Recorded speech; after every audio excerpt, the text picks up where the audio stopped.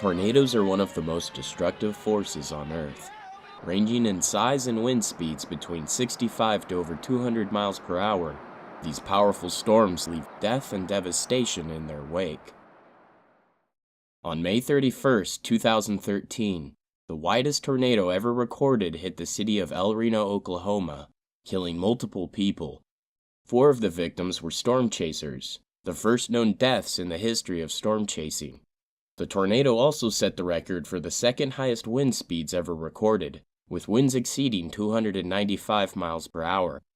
The tornado was created by an immense storm known as a supercell. Supercells are monstrous thunderstorms with clouds that can reach an altitude of up to 70,000 feet above ground. They're distinguishable by their large cloud rotation, caused by the combination of wind shear, and consistent strong updrafts of wind, which form what's known as a mesocyclone. When the warm air from the updraft meets the cool, moist air of the storm's downdraft, it forms a rotating wall cloud which begins to lower, the beginning stages of a tornado. Supercells may be large or small and can appear many places around the world, but they're mostly found within the central states of the U.S. in a section known as Tornado Alley. Supercells are rare amongst storms. They are known to produce large hail, heavy rain that can cause flooding, as well as damaging winds and tornadoes. Only 10 to 20% of supercells produce tornadoes. Only 5% of these tornadoes are considered an EF3 rating on the enhanced Fujita scale, and less than 1% are given an EF4 or higher rating. Tornadoes can last from several seconds to over an hour, but most don't exceed 10 minutes.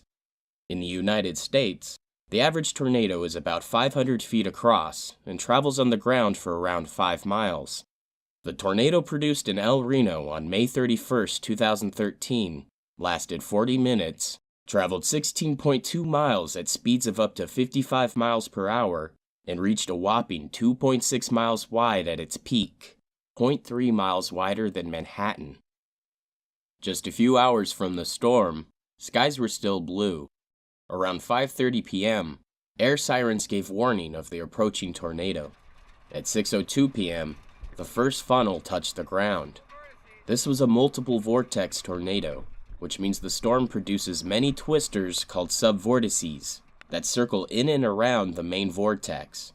Shortly after the tornado began, a group of subvortices merged together into a much larger tornado known as a wedge.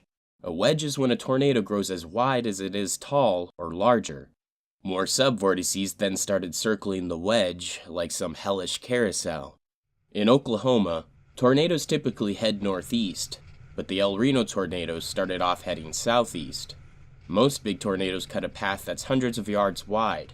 7 minutes in, the Reno tornado was already a mile wide at its base and growing. The tornado's erratic behavior and increasing power resulted in many storm chasers scrambling to evade the twister's path. This was made much more difficult due to the tornado being shrouded in rain. When this happens, it can be near impossible to see a tornado with the naked eye unless it is dangerously close to you. Many storm chasers did not realize the size of the tornado and got caught within the outer area affected by the twister, which contained deadly debris and winds exceeding 120 miles per hour. Winds at these speeds push and pull on moving vehicles, causing them to lose speed and control. Around 20 minutes after touching ground, the tornado had grown to 2 miles wide and was heading northeast at about 55 miles per hour towards Highway 81. A group of storm chasers from the History Channel were heading south on 81 in an attempt to get out of its way, when they were hit by one of the storm's powerful subvortices. The powerful winds soon knocked their vehicles off the road and caused one of their SUVs to take off like an aircraft before it veered left and rolled into a field hundreds of yards from the road. 3 passengers were in the SUV at the time, but luckily, nobody from the History Channel team was killed. At the same time, another group of storm chasers known as the Twist-X team were traveling with the tornado near its northern edge. The group was led by Tim Samaras, a storm chasing expert known for his time on the Discovery Channel show Storm Chasers. Tim Samaras was the first person to deploy instruments that measure what happens inside of a tornado. He engineered circular pods that record wind speeds and barometric pressure. To successfully test the pods, Samaras would have to place them in the path of a tornado. A risky job, but many say that Tim Samaras was not a thrill seeker and would be the first to pull out if the situation looked too dangerous. His son, photographer Paul Samaras, and meteorologist Carl Young were also part of the Twist X team. The three had originally planned to cut the tornado off at Highway 81 so they could deploy their pods, but the tornado was already passing over 81 by the time they reached it.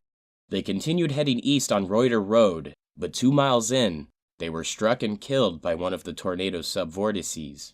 A video camera in the car recorded the entire event, but the footage was not released to the public. However, a description of the events was given by a fellow storm chaser who viewed the footage. As Twist X headed down Reuter Road, east of Highway 81, they were hit with sudden heavy rain that made it difficult to see, and high winds that almost caused the car to swerve off the road. Suddenly, the rain stopped and there was an eerie calm. Carl Young could then be heard saying, "There's no rain around here," to which Tim Samaras replied, "Actually, I think we're in a bad spot." The video footage then cut out. Over their radio, Highway Patrol could hear Tim and Paul Samaras shouting, "We're going to die, we're going to die." Reports say the subvortex made a sudden change in direction and headed straight for their car. After arriving at their location, the vortex stopped and remained in place for 20 seconds. Some say it was as if the tornado lunged out at them on purpose. This is what their car looked like after being hit by the tornado. Tim Samaras was found in the passenger's seat of the car with his seatbelt still on. Paul Samaras and Carl Young were sucked out of the vehicle by the powerful subvortex, and their bodies were found half a mile away from the car near the road. The subvortices in this tornado traveled at speeds up to 180 miles per hour. They were as wide as football fields at their base and contained wind speeds over 250 miles per hour. Wind strong enough to throw a 2009 Chevy Cobalt into a field half a mile away. As the tornado passed over the Twist X team, it had reached its peak size and intensity. By 6:27 p.m., the tornado was heading towards Interstate Highway 40, where it made a loop just north of the interstate and began decelerating to less than 10 miles per hour. Just past 6:35 p.m., the tornado began moving east and dissipated at 6:42 p.m. near the intersection of I-40 and Banner Road. At that time, multiple freeways, including Interstate 40, were packed bumper to bumper by cars filled with terrified citizens trying to escape the tornado. If the tornado had kept its strength and continued its path onto Interstate 40, experts say the death toll could have easily reached 500 or more. During its lifespan, the storm also created baseball-sized hail and another rare tornado called a satellite tornado. Satellite tornadoes are a separate tornado that travel around the original vortex in an orbit-like fashion. Scientists do not know much about these tornadoes, but they do know that satellite tornadoes usually only appear in severe tornadoes. This is a picture taken by Richard Charles Henderson 10 minutes before the same tornado took his life. The photo was taken on Henderson's cell phone and sent to his friend, George Slay.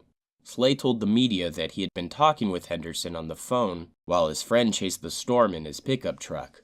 Slay told Henderson, "You better quit that," but Henderson ignored his friend's warnings and continued to chase the tornado.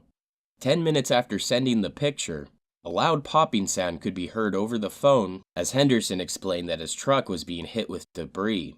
Slay replied, "You better get your ass out of there." Then the phone went dead.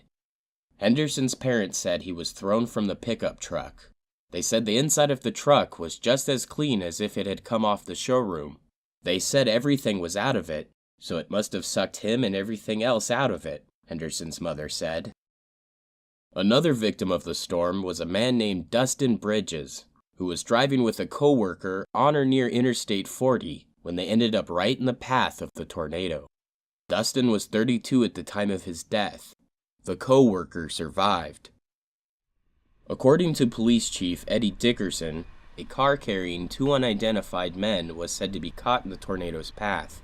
1 man died at the scene, and the other was reported to have died later while in the hospital. Oklahoma Highway Patrol reported that multiple troopers witnessed an SUV carrying a family of 5 being sucked into the tornado on Interstate 40. The mother and the baby did not survive, but the father and 2 other children did. The next day, flooding caused by the storm was said to take the lives of 3 more people, including an unidentified 4-year-old boy. Despite its size and the wind speeds that went well over an EF5 rating, the Reno tornado was dropped down to an EF3 due to the amount of damage it caused.